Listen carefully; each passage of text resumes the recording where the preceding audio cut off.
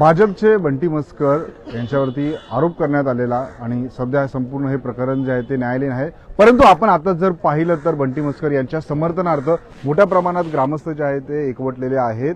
अविनाश सोनवणे आपल्यासोबत आहेत, आपण त्यांच्याशी संवाद साधणार आहोत। सर, आज सगळे ग्रामस्थ एकत्र आलेले आहेत, काय नेमकी मागणी केलेली आहे? जो बंटी मस्कर सोबत जो काय 22 तारखेला जो प्रकरण घडला, जो भांडणांचा प्रकार घडला तो पार्ट वेगळा आहे।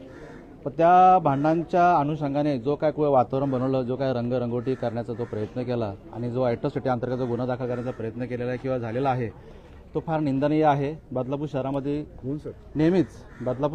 नेहमीच जेव्हा जेव्हा एखादा उभारता सूर्य जेव्हा तो उगत असतो त्याला कुठेतरी काय त्याला बोलतात धापण्याचा जो प्रयत्न आहे तो नेहमीच केला जातो आणि हा बदलापूरचा सूर्य म्हणजे बंटी मस्कर आहे। नेहमी त्याच्या कार्यातून आपण पाहिलं असेल की बंटी मस्कर हा प्रत्येक समाजासाठी झटणारा व्यक्ती आहे। मग त्यांनी कधी जात नाही पाहिली, कधी धर्म नाही पाहिला, कुठल्याही गोष्टीला त्यांनी काहीच पाहिलं नाही। पण अशा माणसाला कुठंतरी दाबलं पाहिजे, म्हणजे तर मुद्दा पाहिला तर कुठंतरी आपली झालेली हार ती कुठंतरी पसली नाही, म्हणून बंटी मस्करवरती हा वेगळ्या प्रकारे षडयंत्र राबवून पुढे दाबण्याचा प्रयत्न केलेला आहे। जातीवाचक शिवाय दिल्या मारहाणीमध्ये असा आरोप केला आहे। चुकीचं आहे। दोन नवरा बायको सोबत जर एका दर्शनासाठी चाललेला आहेत आणि तुम्ही माझे नगरसेवक किंवा तुम्हाला हार पसलेला नाहीये, जाणीवपूर्वक जाऊन जर ते कुठेतरी दाबण्याचा प्रयत्न करण्या किंवा छेडछाड किंवा काय बोलण्याचा प्रयत्न केला ते भांडणं होणारं साहजिकच आहे। त्याला अनुसरून तुम्ही जर जातीय जर वाद तयार करताय ते कुठेतरी चुकीचं आहे। म्हणून सर, आपण सगळे एकत्र आलेले आहात, काय मागणी केलेली आहे? मोठ्या प्रमाणात आदिवासी बांधव आपल्यासोबत। कारण काय, हा जो बंटी दादावर जो गुन्हा दाखल केलेला आहे हा पूर्णपणे चुकीचा आहे आणि त्याच्या हा षडयंत्र आहे। कारण त्याच्या मागे कुणीतरी आहे असं मला संशय आहे।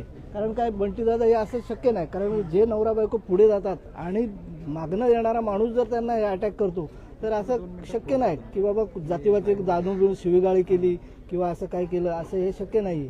तर बंटी दादा असं काही करणारच नाही याची आम्हाला प्रशासनाकडे काय मागणी असेल? आमची प्रशासनाकडे एवढीच मागणी असेल की बंटी दादावर जो खोटा गुन्हा दाखल केला आहे ॲट्रॉसिटीचा तो मागे घ्यावा, एवढी आमची मागणी असणार आहे। आणि त्यासाठी हे सगळे आदिवासी बांधव जे आहेत माझे ते सगळे इथे आलेले आहेत। सर, काल काही महिला इथे आल्या होत्या, त्यांनी निवेदन दिलं की गुन्हा फक्त तिघांवरच दाखल केलेला आहे, आणखीनही व्यक्ती तिथे त्या व्हिडिओमध्ये दिसत त्यांच्यावर गुन्हा दाखल करावा असं त्यांनी पत्रक दिलं। कसं पाहता त्यांच्या आरोपांना? आता त्या ह्याच्यामध्ये मॉबमध्ये त्याचे सुद्धा भरपूर कार्यकर्ते होते, ते पण ते कशावरून मारहाण करत नसतील तिथे बंटीदादाच्या कार्यकर्त्यांना, बंटीदादाला हे दिसतं ना त्याच्यामध्ये। मग त्या मॉबमध्ये जर असं जर असेल तर सगळ्या कार्यकर्त्यांवर कसा काय गुन्हा दाखल करणार? जे दिसत होते तेच, पण त्याच्या कार्यकर्त्यांवर कुठे गुन्हा दाखल केला? अजून त्याच्या कार्यकर्त्यांवर पण गुन्हे दाखल झाले पाहिजेत। सर, आज सगळे समाज बांधव एकत्र आलेले आहेत, बंटी मस्कर यांच्या समर्थनार्थ आपण रस्त्यावरती उतरलो। मी ॲक्च्युली लहानपणापासून हेमंत छत्री बरोबर आहे। 2005 पासून जेव्हा त्याची बहीण नगरसेविका होती तेव्हापासून आम्ही लहान असताना सुद्धा आम्ही त्यांची सीट काढली होती। 2010 साली सुद्धा त्याचा पराभव झाला। 2015ला आम्ही पुन्हा एकदा साहेबांनी विश्वास दाखवला, त्याला भारतीय जनता पार्टीमध्ये घेतला। भारतीय जनता पार्टीतून त्याला निवडून आणला आम्ही। 2015 पासून तो कार्यरत होता। आता त्याचा गर्विष्ठपणा एवढा वाढला होता का वॉर्डामधील लोकांना शिवीगाळ करणे, त्यांच्या घंटागाडी बंद करणे या बाबतीत तो खूप हे झाला होता। आणि आत्ताची गोष्ट, जेव्हा ही घटना जेव्हा सुरू झाली त्याच्या आधीपासून जेव्हा स्वीकृत नगरसेवकपद भेटलं त्यांना, त्या दुसऱ्या दिवसापासून मला सुद्धा स्वतःला धमकी दिली होती, मला माझ्या ॲट्रॉसिटी गुन्हा दाखल कराल। माझी इथे एक NC इथे 10 तारखेची NC आहे। त्यानंतर माझा मित्र मोहन मेंगळ त्याला सुद्धा धमकी दिली होती, त्याची पण सुद्धा NC इथे, त्याची NC आहे। त्यानंतर सचिन मेहर म्हणून आहे, त्याला सुद्धा धमकी आली होती, त्याची सुद्धा NC।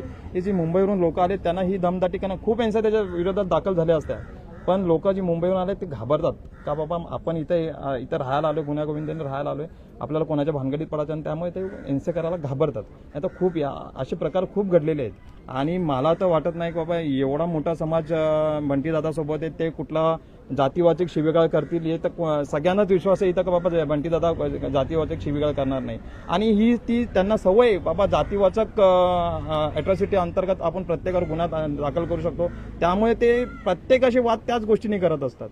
त्यामुळे मला तर वाटत नाही बाबा बंटी दादांनी कुठल्याही प्रकारचे शिवीगाळ केली असे तर एवढी मोठ्या प्रमाणात आदिवासी समाज त्यांच्या पाठीशी नसता, बौद्धिक समाज त्यांच्या पाठीशी नसता, कारण त्यांनी काम करताना प्रत्येकाशी काम करताना कुठल्याही प्रकारची जातभेद केलेले नाहीये।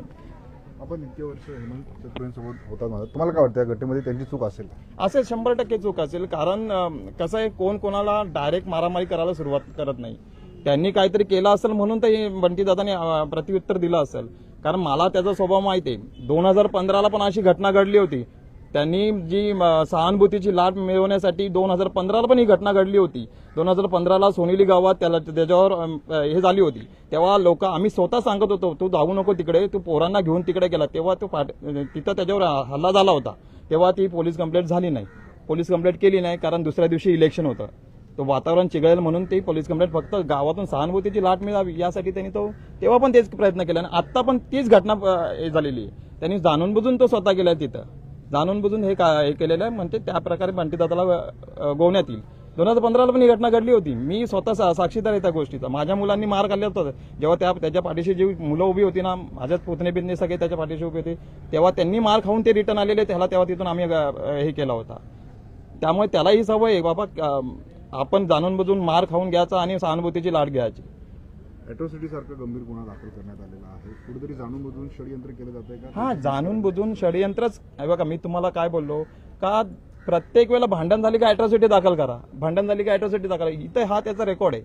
एनसी बघा तुम्ही किती एनसी आहे त्याच्यावर, का बाबा प्रत्येक वेळेला काय झालं का आम्ही तुमच्या अॅट्रॉसिटी गुन्हा दाखल करू, या गोष्टी त्याचा ते रेकॉर्ड आहे. त्यामुळे मला तरी वाटतं हा खोटा आरोप आहे का बाबा बंटीदादांनी काय जातीवाचक शिवीगाळ केली असेल. काही महिला देखील आपल्यासोबत जोडले. ताई, निवेदन दिलेलं, काय निवेदन आहे?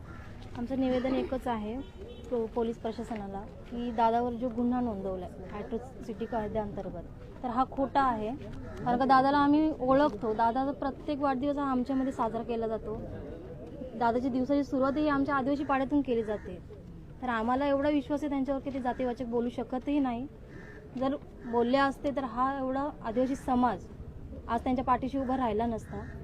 तर याच गोष्टीची खंत वाटते की कोणी आमच्या जातीचा वापर करतोय स्वतःच्या राजकारणासाठी. तर या गोष्टीचा आम्ही निषेध करतोय आणि आम्हाला प्रशासनाकडे हाच एकच निवेदन द्यायचं आहे आणि मागणी करायची आहे की ज्या दादावर जो गुन्हा नोंदवलाय अॅट्रॉसिटी अंतर्गत तर तो रद्द करावा. नाहीतर आम्ही हा आदिवासी समाज उपोषणाला इथे बसू आणि जे काय होईल ते कायदेशीर होईल. मग कुठेतरी जाणून बुजून त्यांना अडकवण्यासाठी षडयंत्र केलं. हो, हे कुठेतरी जाणून बुजूनच होतंय. कारण का मारहाण विषय वेगळा आहे, जातीवाचक हा वेगळा आहे. तर हा ते स्वतः आदिवासी समाजाचे असल्यामुळे त्यांना कुठून तरी टीप असेल की तुम्ही काहीतरी पुढे जाऊन करा, पुढचा मागचा आम्ही बघू, तुम्ही फक्त पुढे कल करा म्हणून. तर असाच हा विषय झालेला आहे. दादा स्वतः दर्शनासाठी गेलेले आहे. दादा सोबत वहिनी आहेत. तर दादा भांडणाच्या विषयाने गेले असते तर वहिनीला सोबत घेतला नसता. एक लेडीज सोबत असणे म्हणजे हा वेगळा विषय होतो. त्यामुळे हा कुठेतरी सापळा रचलेला आहे आणि दादा विरुद्ध षडयंत्र रचलेला आहे. तर या गोष्टीचा आम्हाला खूप मोठी खंत आहे. काही महिला अजून आहेत आपल्यासोबत, त्यांच्याशी संवाद साधणार. आम्हाला भेटायचं आता सगळ्या महिलांना भेटायचं बंटीदादाला भेटायचं. हां, भेटायचं आहे आम्हाला. नक्कीच आता एवढं आम्ही आलोय तर भेटूनच जाणार ना. आपण पाहिलं मोठ्या प्रमाणात ही एनसी आहे, ही दाखल केलेली एनसी आहे. मी 10ला केली एनसी दाखल. 10ला ती एनसी जी दाखल केली ती आता जी 22 तारखेला भांडण झाली तिथं मी सबमिट केली होती. ही माझ्या मित्राची एनसी आहे. मध्ये काय लिहिलं? एनसी मध्ये त्यांनी शिवीगाळ केली होती. माझा मित्र जेव्हा त्याच्याच सोसायटीमध्ये राहतो, मोहन मेंगळ म्हणून, तो जेव्हा सोसायटीची मीटिंग होती तिथं गेला असता तेव्हा त्याला काही विचारसरणा केली. तो त्याचं उत्तर देईल. मोहन, काय झालं मोहन भाऊ? काय आमची कॅन्डिडेटची मीटिंग होती, म्हणजे चर्चा चालू होती दत्तनगरीमध्ये. तर त्याच्यानंतर आमची चर्चा चालू असताना हा मागून आला आणि हा एवढाच बोलला हेमंत चतुर्वेदी. ते बोलले का तू 1 महिन्यानंतर इलेक्शननंतर आज येतोय, तू माझ्या विरोधात तू प्रचार केला. तर त्याचा आणि याचा काय संबंध बोला. आता तू शिवीगाली करू नको, आईवरून शिवीगाली करायला लागला. मी बोललो शिवी देऊ नको. तो बोलतो काय करशील. त्याच्यानंतर मला मारायला धावत होता. तर मी एकटा असल्यामुळे मी घाबरून मग मी शेवटीला माझ्या मागे कोणी नाही म्हणून मी जाऊन एनसी देऊन क्लिअर केलं. ते मी एनसी देऊन त्याला सांगितलं.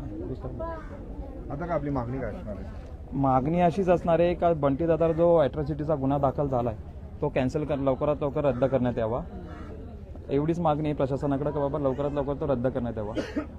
नक्कीच आपण पाहिलं ते सगळे ग्रामस्थ या ठिकाणी एकत्र आलेले आहेत आणि भारतीय जनता पार्टीचे तेजस मस्कर म्हणजेच बंटी मस्कर यांच्यावरती जो अॅट्रॉसिटी गुन्हा दाखल करण्यात आलेला आहे तो मागे घेण्यात यावा यासाठी संपूर्ण समाज बांधव असतील, आदिवासी समाजाचे बांधव असतील, आपल्याला इथे आलेले पाहायला मिळतात. त्यांच्या माध्यमातून या ठिकाणी निवेदन देण्यात आलेलं आहे आणि मोठ्या प्रमाणात आपण बघू शकतो हे सगळे समाज बांधव एकत्र येऊन बंटी मस्कर यांच्यावरती लावण्यात आलेला जो अॅट्रॉसिटीचा गुन्हा आहे तो मागे घेण्याची मागणी करत आहे. बदलापूर शहरातल्या अशाच अपडेट आम्ही आपल्यापर्यंत पोहोचत राहू. बदलापूर शहरातल्या बातम्या पाहण्यासाठी आताच बदलापूर व्हॉइस न्यूजच्या फेसबुक, इन्स्टा, ट्विटर अकाउंटला फॉलो करा. तसेच आमच्या यूट्यूब चॅनलला सबस्क्राईब करायला विसरू नका.